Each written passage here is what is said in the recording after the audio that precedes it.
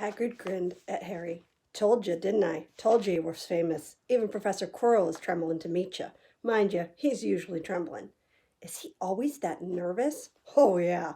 Poor bloke. Brilliant mind. He was fine while he was studying out of books, but then he took a year off to get some first-hand experience.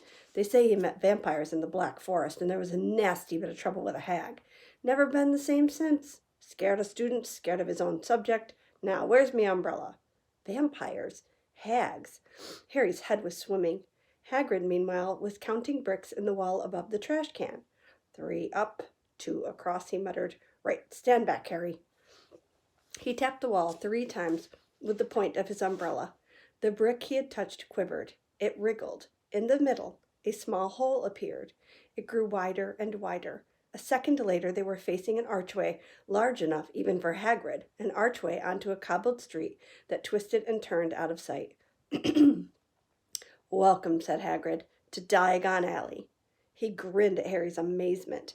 They stepped through the archway. Harry looked quickly over his shoulder and saw the archway shrink instantly back into a solid wall. The sun shone brightly on a stack of cauldrons outside the nearest shop. Cauldrons, all sizes, copper, brass, pewter, silver, self-stirring, collapsible, said a sign hanging over them. Yeah, you'll be needing one, said Hagrid, but we got to get you your money first. Harry wished he had about 8 more eyes. He turned his head in every direction as they walked up the street, trying to look at everything at once. The shops, the things outside them, the people doing their shopping. A plump woman outside an apothecary was shaking her head as they passed, saying, Dragon liver, 17 sickles an ounce. They're mad. A low, soft hooting came from a dark shop with a sign saying, Aelop's Owl Emporium. Tawny, Screech, Barn, Brown, and Snowy. Several boys of about Harry's age had their noses pressed against a window with broomsticks on it. Look, Harry heard one of them say, the new Nimbus 2000, fastest ever. There were shops selling robes, shops selling telescopes and strange silver instruments Harry had never seen before, windows stacked with barrels of bat spleens and eel's eyes, tottering piles of spell books, quills, and rolls of parchment, potion bottles, globes of the moon. Gringotts, said Hagrid. They had reached a snowy white building that towered over the other little shops. Standing beside its burnished bronze doors, wearing a uniform of scarlet and gold, was... Yeah, that's a goblin, said Hagrid quietly, as they walked up the white stone steps toward him. The goblin was about a head shorter than Harry. He had a swarthy, clever face, a pointed beard, and, Harry noticed, very long fingers and feet. He bowed as they walked inside. Now they were facing a second pair of doors, silver this time, with words engraved upon them. Enter, stranger, but take heed of what awaits the sin of greed. For those who take, but do not earn, must pay most dearly in their turn. So if you seek beneath our floors a treasure that was never yours, thief, you have been warned, beware of finding more than treasure there. Like I told you, you'd be mad to try and rob it, said Hagrid. A pair of goblins bowed them through the silver doors, and they were in a vast marble hall. About 100 more goblins were sitting on high stools behind a long counter, scribbling in large ledgers, weighing coins in brass scales, examining precious stones through eyeglasses. There were too many doors to count leading off the hall, and yet more goblins were showing people in and out of these. Hagrid and Harry made for the counter. Morning, said Hagrid to a free goblin. We've come to take some money out of Mr. Harry Potter's safe. You have his key, sir? Got it here somewhere, said Hagrid, and he started emptying his pockets onto the counter, scattering a handful of moldy dog biscuits over the goblin's book of numbers. The goblin wrinkled his nose. Harry watched the goblin on their right, weighing a pile of rubies as big as glowing coals. Got it, said Hagrid at last, holding up a tiny golden key. The goblin looked at it closely. That seems to be in order. And I've got a letter here from Professor Dumbledore, said Hagrid importantly, throwing out his chest. It's about the you-know-what in Vault 713. The goblin read the letter carefully. Very well, he said, handing it back to Hagrid. I will have someone take you down to both vaults. Griphook. Griphook was yet another goblin. Once Hagrid had crammed all the dog biscuits back inside his pockets, he and Harry followed Griphook toward one of the doors leading off the hall. "What's the you-know-what in Vault 713? Harry asked. Can't tell you that," said Hagrid mysteriously. "Very secret. Hogwarts business. Dumbledore's trusted me. More my job's worth than to tell you that." Griphook held the door open for them. Harry, who had expected more marble, was surprised. They were in a narrow stone passageway lit with flaming torches. It sloped steeply downward, and there were little railroad tracks on the floor. Griphook whistled, and a small cart came hurtling up the tracks toward them. They climbed in, Hagrid with some difficulty, and were off. At first they just hurtled through a maze of twisting passages. Harry tried to remember left, right, left, middle fork, right, left, but it was impossible. The rattling cart seemed to know its own way, because Griphook wasn't steering. Harry's eyes stung as the cold air rushed past them, but he kept them wide open. Once he thought he saw a burst of fire at the end of a passage and twisted around to see if it was a dragon, but too late. They plunged even deeper, passing an underground lake where huge stalactites and stalagmites grew from the ceiling and floor. "I never know," Harry called to Hagrid over the noise of the cart. "What's the difference between a stalagmite and a stalactite?" "Stalagmite's got an M in it," said Hagrid. "And don't ask me questions just now. I think I'm going to be sick." He did look very green, and when the cart stopped at last beside a small door in the passage wall, Hagrid got out and had to lean against the wall to stop his knees from trembling. Griphook unlocked the door. A lot of green smoke came billowing out, and as it cleared, Harry gasped. Inside were mounds of gold coins, columns of silver, heaps of little bronze nuts. "All yours," smiled Hagrid. All Harry's?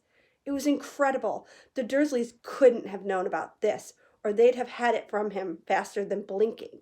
How often had they complained how much Harry cost them to keep, and all this time there had been a small fortune belonging to him buried deep under London. Hagrid helped Harry pile some of it into a bag. "The gold ones are galleons," he explained. 17 silver sickles to a galleon, and 29 nuts to a sickle. It's easy enough. Right, that should keep you for a couple of terms. We'll keep the rest safe for you." He turned to Griphook. "Vault 713 now, please, and can we go more slowly?" "One speed only," said Griphook. They were going even deeper now, and gathering speed. The air became colder and colder as they hurtled around tight corners. They went rattling over an underground ravine, and Harry leaned over the side to try to see what was down at the dark bottom, but Hagrid groaned and pulled him back by the scruff of his neck. Vault 713 had no keyhole. "Stand back," said Griphook importantly. He stroked the door gently with one of his long fingers, and it simply melted away. "If anyone but a Gringotts goblin tried that, they'd be sucked through the door and trapped in there," said Griphook. "How often do you check to see if anyone's inside?" Harry asked. "About once every 10 years," said Griphook, with a rather nasty grin. Something really extraordinary had to be inside this top secret vault, Harry was sure, and he leaned forward eagerly, expecting to see fabulous jewels at the very least. But at first he thought it was empty. Then he noticed a grubby little package, wrapped up in brown paper, lying on the floor. Hagrid picked it up and tucked it deep inside his coat. Harry longed to know what it was, but knew better than to ask. "Come on back to this infernal cart, and don't talk to me on the way back. It's best if I keep my mouth shut," said Hagrid. One wild cart ride later, they stood blinking in the sunlight outside Gringotts. Harry didn't know where to run first, now that he had a bag full of money.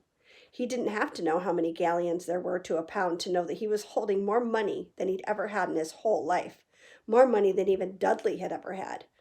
"Might as well get your uniform," said Hagrid, nodding toward Madame Malkin's robes for all occasions. "Listen, Harry, would you mind if I slipped off for a pick-me-up in the leaky cauldron? I hate them Gringotts carts." He did still look a bit sick, so Harry entered Madame Malkin's shop alone, feeling nervous. Madame Malkin was a squat, smiling witch, dressed all in mauve. "Hogwarts, dear," she said when Harry started to speak. "Got the lot here. Another young man being fitted up just now, in fact." In the back of the shop, a boy with a pale, pointed face was standing on a footstool, while a second witch pinned up his long black robes. Madame Malkin stood Harry on a stool next to him, slipped a long robe over his head, and began to pin it to the right length. "Hello," said the boy. "Hogwarts too?" "Yes," said Harry. My father's next door buying my books, and mother's up the street looking for wands, said the boy. He had a bored, drawling voice. Then I'm going to drag them off to look at racing brooms. I don't see why first years can't have their own. I think I'll bully father into getting me one, and I'll smuggle it in somehow. Harry was strongly reminded of Dudley. Have you got your own broom? The boy went on. No, said Harry. Do you play Quidditch at all? No, Harry said again, wondering what on earth Quidditch could be. I do. Father says it's a crime if I'm not picked to play for my house, and I must say I agree. Do you know what house to be in yet? No, said Harry, feeling more stupid by the minute. Well, no one really knows until they get there, do they? But I know I'll be in Slytherin. All our family have been. Imagine being in Hufflepuff. I think I'd leave, wouldn't you? Said Harry, wishing he could say something a bit more interesting. I say, look at that man, said the boy suddenly, nodding towards the front window. Hagrid was standing there, grinning at Harry and pointing at 2 large ice creams to show that he couldn't come in. That's Hagrid, said Harry, pleased to know something the boy didn't. He works at Hogwarts. Oh, said the boy, I've heard of him. He's a sort of servant, isn't he? He's the gamekeeper, said Harry. He was liking the boy less and less every second. Yeah, exactly. I heard he's a sort of savage. Lives in a hut on the school grounds, and every now and then he gets drunk and tries to do magic and ends up setting fire to his bed. I think he's brilliant, said Harry coldly. Do you? Said the boy with a slight sneer. Why is he with you? Where are your parents? They're dead, said Harry shortly. He didn't feel much like going into the matter with this boy. Oh, sorry, said the other boy, not sounding sorry at all. But they were our kind, weren't they? They were a witch and a wizard, if that's what you mean.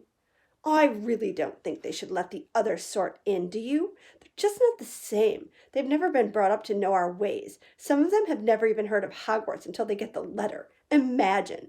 I think they should keep it in the old wizarding families. What's your surname, anyway? But before Harry could answer, Madame Malkin said, That's you done, my dear. And Harry, not sorry for an excuse to stop talking to the boy, hopped down from the stool. Well, I'll see you at Hogwarts, I suppose, said the drawling boy.